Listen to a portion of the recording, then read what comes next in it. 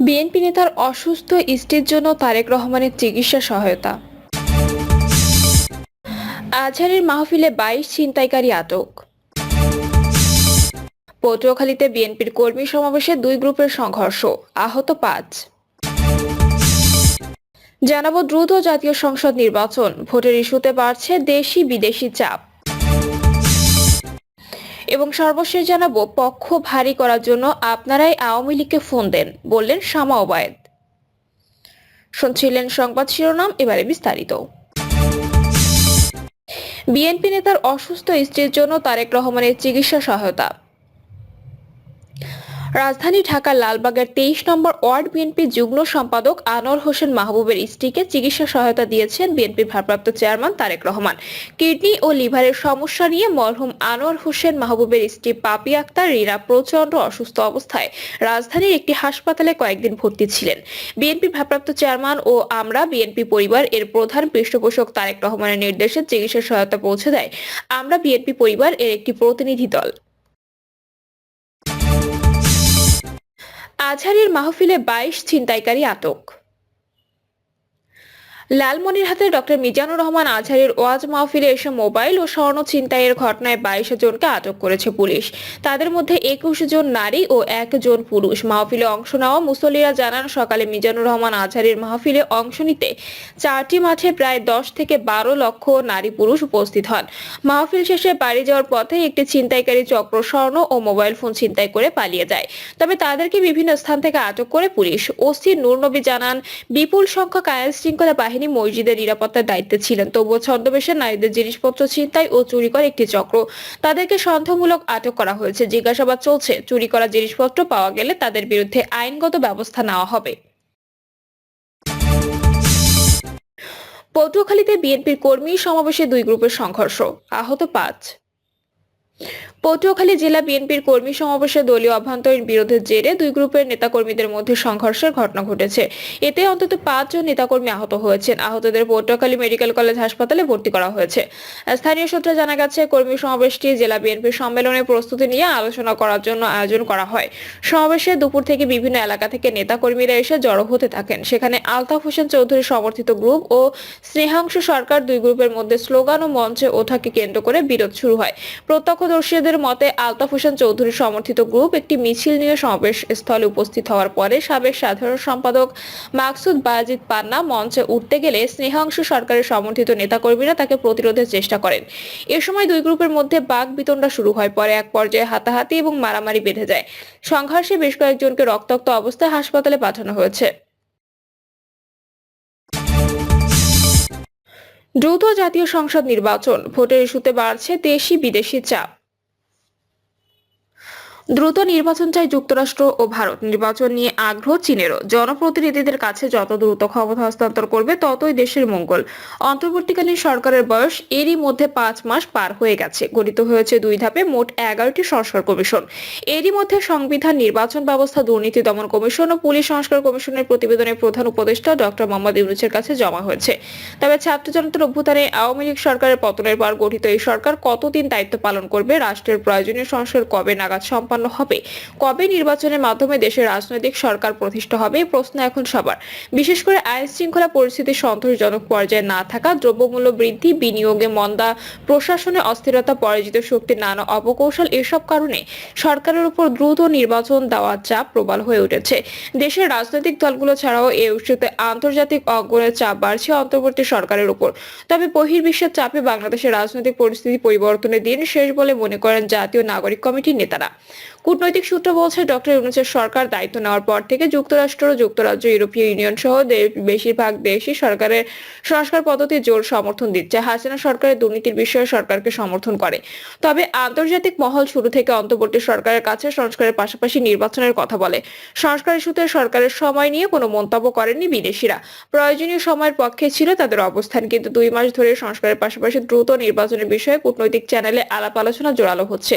এদিকে দেশের অভ্যন্তরীণ অভ্যন্তরে ফ্যাসিবাদ বিরোধী রাজনৈতিক দলগুলোর কাছে থেকেও দ্রুত নির্বাচনের ব্যাপারে চাপ বাড়ছে। বিএনপি ও তার মিত্র 6 দলীয় গণতন্ত্র মঞ্চ, এলডিপি 12 দলীয় জোট, 11 দলীয় জাতীয়তাবাদী সমমনা জোট, গণফোরাম, গণতান্ত্রিক বাম ঐক্য সহ অন্তত 48টি রাজনৈতিক দল অন্তর্বর্তী সরকারের যাত্রা শুরুতে যৌক্তিক সময় নির্বাচন দেওয়ার আহ্বান জানালেও এখন দ্রুত নির্বাচনী রোডম্যাপ চাইছে। চলতি বছরের মাঝামাঝি সময়ে জাতীয় সংসদ নির্বাচন সম্ভব বলেও মনে করছে এসব দল। একই মত 6 দলীয় বাম গণতান্ত্রিক জোটেরও। পাশাপাশি জামায়াত, গণ অধিকার পরিষদ ও ন্যাশনাল ডেমোক্রেটিক মুভমেন্টও দ্রুত নির্বাচনের কথা বলছে। রাজনীতি সংশ্লিষ্টরা বলছেন দেশে একের পর এক সংকট সৃষ্টি হচ্ছে। সরকারের পক্ষ থেকেও বিভিন্ন মহলে ষড়যন্ত্রের কথা বলা হচ্ছে। অন্তর্বর্তী সরকারকে সাময়িক হিসাবেই সবাই সব বিবেচনা করছে। নির্বাচন দিতে দেরি হলে বিভিন্ন বিষয়ে সমালোচনা বাড়বে এবং বর্তমান সরকারের প্রতি সমর্থনও কমে যেতে পারে। জানতে চাইলে বিএনপির স্থায়ী কমিটির সিনিয়র সদস্য ডক্টর খন্দকার মোশাররফ হোসেন বলেন, বিদেশিরা তাদের নিজস্ব মতামত, নিজস্ব ধারণা দেবে। তাদের এক এক রকম চিন্তা ভাবনা। আমাদের চিন্তা ভাবনা হলো বাংলাদেশের জনগণের চিন্তা ভাবনা। তিনি বলেন, আমরা তো প্রথম থেকেই বলে আসছি এই সরকার হলো অন্তর্বর্তীকালীন সরকার। কোন অন্তর্বর্তীকালীন সরকারই অনির্দিষ্টকালের জন্য ক্ষমতায় থাকতে পারে না। সরকার জনগণকে কথা দিয়েছে, তাদের অধিকার ফিরিয়ে দেওয়ার জন্য ক্ষমতা নিয়েছে। অতএব যত দ্রুত নির্বাচন করতে পারে এবং জনগণের প্রতিনিধিদের কাছে ক্ষমতা হস্তান্তর করতে পারে ততই এই সরকার এবং দেশের জন্য মঙ্গল। আমাদের মহাসচিব বিএনপির মতামত জানিয়েছেন, আগামী জুলাই আগস্টের মধ্যে নির্বাচন করা সম্ভব। নির্বাচন কমিশনের সে প্রস্তুতি আছে, এটা সম্ভব। তাই আশা করি সরকার যত দ্রুত সম্ভব নির্বাচন দিয়ে জনগণের নির্বাচিত প্রতিনিধিদের কাছে ক্ষমতা হস্তান্তর করবে। তাদের ক্ষমতা হস্তান্তর করতে হবে একটি জনগণের ভোটে নির্বাচিত প্রতিনিধিদের কাছে। এই স্বল্পকালীন সরকারের পক্ষে সংস্কার প্রস্তাবগুলো সব সম্পন্ন করা সম্ভব নয়। তাই যারা নির্বাচিত হবে তারা বাকি কাজগুলো সম্পন্ন করবে, এটাই প্রত্যাশা। বাংলাদেশ জামায়াতে ইসলামী সেক্রেটারি জেনারেল অধ্যাপক মিয়া গোলাম পরওয়ার বলেন, ন্যূনতম সংস্কার করতে যেটুকু সময় যৌক্তিক সে সময়টুকু নিয়ে সংস্কার কাজ শেষ করে নির্বাচনী রোডম্যাপ ঘোষণা করা উচিত।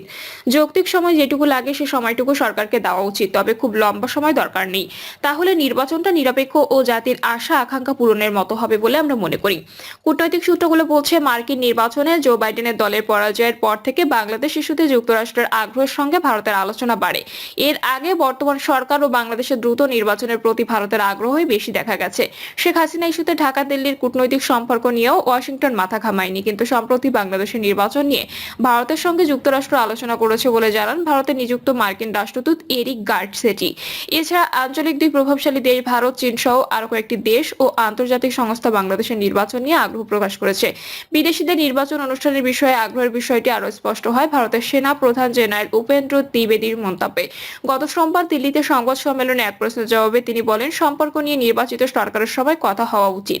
যদিও বাংলাদেশের নির্বাচন নিয়ে কথা বলার মতো তিনি যথাযথ লোক নন। গত শনিবার কলকাতায় আমেরিকান সেন্টারে বাংলা সাংবাদিকদের সঙ্গে মত বিনিময়ের মধ্য দিয়ে ভারতের নিযুক্ত মার্কিন রাষ্ট্রদূত এরিক গার্সেটির বক্তব্যের দুদিন পর ভারতের সেনা প্রধানের বক্তব্যকে ঘিরে আলোচনা শুরু হয়। এরিক গার্সেটি বলেন, বাংলাদেশে দ্রুত সময়ে একটি গ্রহণযোগ্য নির্বাচন অনুষ্ঠানের বিষয়ে যুক্তরাষ্ট্র এবং ভারত আলোচনা করেছে। সম্প্রতি দুই দেশের জাতীয় নিরাপত্তা উপদেষ্টা পর্যায়ে একটি বৈঠক হয়, যেখানে বাংলাদেশের সম্ভাব্য নির্বাচনের বিষয়টি নিয়ে আলোচনা করা হয়। গত বৃহস্পতিবার ভারতীয় সংবাদ মাধ্যম WION কে দেওয়া এক সাক্ষাৎকারে এরিক গার্সেটি আবারও জানান, ভারত ও যুক্তরাষ্ট্র দ্রুত সময়ের মধ্যে বাংলাদেশের নির্বাচন চায়। তিনি বলেন, গণতন্ত্র ও নির্বাচন বাংলাদেশের নতুন অধ্যায় খুলতে সহায়ক হবে। মার্কিন এই কূটনীতিক বলেন, আমরা উভয়ই যত দ্রুত সম্ভব বাংলাদেশে গণতন্ত্র এবং গণতান্ত্রিক নির্বাচন দেখতে চাই, আর এটি বাংলাদেশের নতুন অধ্যায় সূচনা করতে সহায়তা করবে। এমন মন্তব্যের মাধ্যমে দিল্লিতে নিযুক্ত মার্কিন রাষ্ট্রদূত এবারই প্রথমবারের মতো বাংলাদেশের নির্বাচন নিয়ে কথা বললেন। তিনি বলেন, আমি মনে করি ভারত ও যুক্তরাষ্ট্র একক নীতিতে বিশ্বাস করে, সেটি হলো উভয় দেশই শান্তিপূর্ণ দক্ষিণ এশিয়া দেখতে চায়। এই মুহূর্তে সবচেয়ে ঘনিষ্ঠ হয়ে কাজ করছে ভারত যুক্তরাষ্ট্র। এদিকে নির্বাচন ও সংস্কার বিষয়ে বিএনপি সহ অংশীজনদের কি অবস্থান তা জানতে ঢাকার ইউরোপীয় ইউনিয়নের রাষ্ট্রদূত মাইকেল মিলার বিএনপি ও অন্য দলগুলোর একই সঙ্গে পৃথক করেন। একই সঙ্গে চীনের রাষ্ট্রদূত গত সোমবার বিএনপি মহাসচিবের সঙ্গে বৈঠক করেন। নির্বাচনে কারিগরি সহায়তা দেওয়ার বিষয়ে জাতিসংঘ উন্নয়ন কর্মসূচি বাংলাদেশে কাজ শুরু করছে। ইউএনডিপির একটি প্রতিনিধি দল এই বিষয়ে গত মঙ্গলবার নির্বাচন কমিশন ও পররাষ্ট্র মন্ত্রণালয়ে বৈঠক করেছে। নির্বাচনের সহায়তা চেয়ে নির্বাচন কমিশন জাতিসংঘকে চিঠি দিয়েছিল। এটি জানিয়ে ঢাকা সংস্থাটির আবাসিক সমন্বয়কারী গোয়েন লুইস সাংবাদিকদের বলেন, নির্বাচনে কি সহায়তা প্রয়োজন তা মূল্যায়ন করা হবে। এ বিষয়ে অংশীজনদের সঙ্গে কথা বলে ইউএনডিপি কি সহায়তা দিতে পাবে তা জানানো হবে। এছাড়া জাতিসংঘের প্রতিনিধি দল বাংলাদেশ সফরের সময় নির্বাচন কমিশনের সঙ্গে সাক্ষাৎ করে, সেখানেও কারিগরি সহায়তা বিষয়টি উঠে আসে। ফলে বাংলাদেশে দ্রুততম সময়ের মধ্যে নির্বাচন অনুষ্ঠানের একটা চাপ বিদেশিদের পক্ষ থেকে তৈরি হচ্ছে বলে মনে করেন রাজনৈতিক ও কূটনৈতিক বিশ্লেষকরা। অবশ্য জাতীয় নাগরিক কমিটির মুখপাত্র সামান্তা শারমিন মনে করেন, বহির্বিশ্বের চাপে বাংলাদেশের রাজনৈতিক পরিস্থিতি পরিবর্তন হওয়ার দিন শেষ। এখানে আগে আমরা দেখেছি যুক্তরাষ্ট্রের স্যাংশনের দিকে তাকিয়ে থাকতো, নির্বাচনের আগে ভারত কি বললো সেদিকে তাকিয়ে থাকতো। বাংলাদেশে এই দিন আর ফেরত আসবে না। আমরা মনে করি বাংলাদেশে অভ্যন্তরীণ বিষয় অভ্যন্তরীণভাবে সিদ্ধান্ত নিতে হবে। বাংলাদেশের মানুষের মতামতের ভিত্তিতে এখানে নির্বাচন কবে হবে এবং কি ধরনের নির্বাচন হবে, কারা নির্বাচনে অংশগ্রহণ করবে কি করবে না, এসব বিষয়ে সিদ্ধান্ত হবে। পৃথিবীর সব দেশে নানা ধরনের রাজনৈতিক পরিস্থিতি আছে। আমরা যেমন কারো রাজনৈতিক পরিস্থিতিতে সম্পৃক্ত হই না, শুধুমাত্র মানবাধিকার ইস্যু বাদে। আমরা মনেও করি না যে বাংলাদেশের অভ্যন্তরীণ রাজনৈতিক এবং নির্বাচনী ব্যবস্থা কারো হস্তক্ষেপ দেশের মানুষ মেনে নেবে, কারণ এর বিরুদ্ধে বাংলাদেশের মানুষ গণ অভ্যুত্থান করেছে। নতজন পররাষ্ট্রনীতি আমরা আর বাংলাদেশে দেখতে চাই না। এটি পরিবর্তনের জন্য আমরা লড়াই করব বলে মানুষকে কথা দিয়েছি, সুতরাং এটি আমরা করব। প্রিয় দর্শক, এই ছিল এখনকার সর্বশেষ সংবাদ। আপডেট সব সংবাদ পেতে চ্যানেলটি সাবস্ক্রাইব করে বেল আইকনটি ক্লিক করে রাখুন।